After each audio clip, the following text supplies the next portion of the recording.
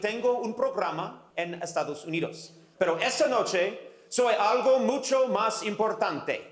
El padrino de 15 años de Marisol.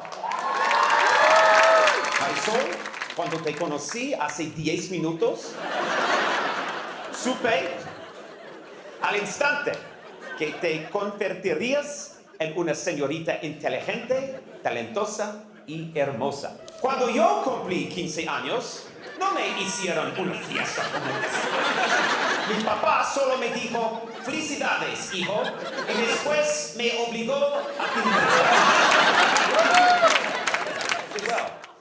Y ahora, el momento que todos hemos esperado, que el gringo alto y flaco deje de hablar. Muchas gracias.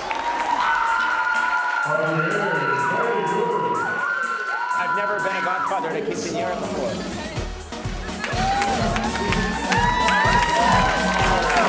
Beautiful. Well, thank you for this gift. Bye.